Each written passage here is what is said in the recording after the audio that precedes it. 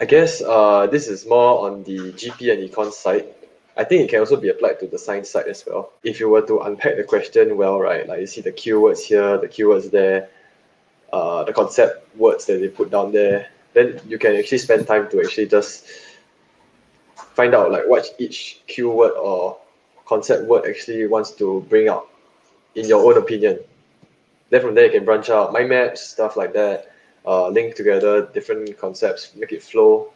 How do you actually train your unpacking skills? If you look at economics, so like in the normal H2 exam paper itself, right, there's always CSQ and then there's essays, right? So I'm going to talk about essays. So on essays, there's always like evaluate or like to what extent, blah blah blah like that, right? Then like immediately, right, you know how to phrase it, like in a way, structure it.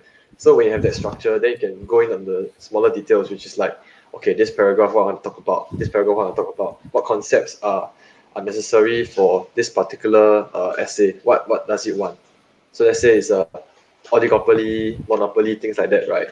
There's like, oh, okay, there's market structures. So what's the characteristic of it? What will it tend to do? What effect will it have on, let's say, I don't know, consumers, producers, things like that. The keywords, you link it to the concepts. Yeah, so you mentioned that the keyword is called mind mapping, is it? Yeah, mind mapping. So it can be like just a few keywords and stuff, but once you can have a connection between your keywords and stuff, right, then you can formulate like reasonings and arguments already. Of course, this requires time and effort and also like content mastery lah, because if you don't know the content, then you can't smoke as much.